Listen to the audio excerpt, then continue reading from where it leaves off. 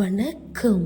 நான் Vasuki, voice of Vasuki. நம்ம சேனலை தொடர்ந்து பார்க்க சப்ஸ்கிரைப் பண்ணுங்க, லைக் பண்ணுங்க, மறக்காம ஷேர் பண்ணுங்க. இப்போ நம்ம பேசலாமா?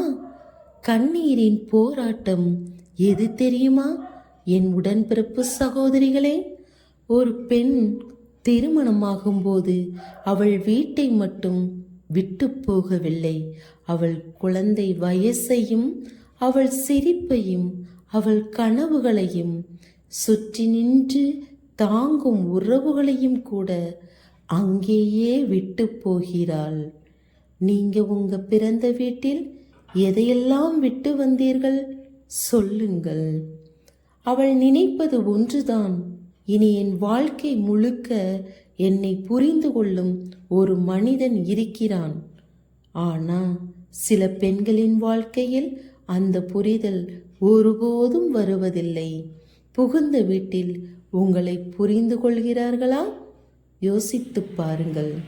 காலை எழுந்ததும் வீட்டுக்காக ஓடுகிறாள், குடும்பத்துக்காக சிரிக்கிறாள், உறவுக்காக வலியை தாங்கிக் கொள்கிறாள்.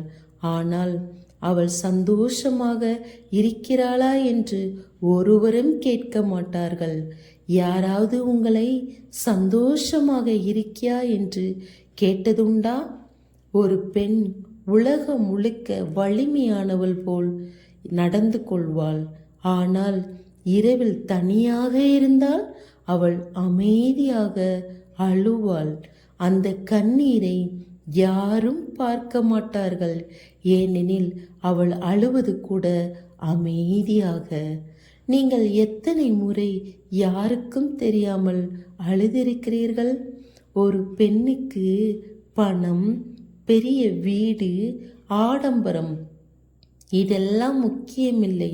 அவள் எதிர்பார்ப்பது ஒரு அன்பான வார்த்தை. நான் உனக்கு இருக்கிறேன், கவலைப்படாதே. இந்த ஒரு வார்த்தை கிடைத்தால் அவள் வாழ்க்கை முழுக்க சிரித்து கொண்டே வாழ்வாள். ஆனால் அந்த வார்த்தை கூட கிடைக்காத பெண்கள் எத்தனையோ பேர் இன்று கண்ணீரில். சகோதரி, உன் கணவர் உனக்கு எப்படி? புரிதல் இல்லாத பெண்கள் வாழ்வது போல தெரியும். ஆனால் உண்மையில் அவர்கள் மனசு ஒவ்வொரு நாளும் சிறிது சிறிதாக உடைந்து கொண்டே இருக்கும். அதனால் ஒரு பெண்ணுக்கு சரியான துணை கிடைக்கவில்லை என்றால் அவள் வாழ்க்கை அமைதியான கண்ணீரின் போராட்டம். சகோதரி, உடைந்து போகாதே, எல்லாம் ஒரு நாள் மாறும். கண்ணீரை துடைத்துக்கொள். வலிமையாக இருக்க விரும்பினால் தொடர்ந்து இருப்போம்.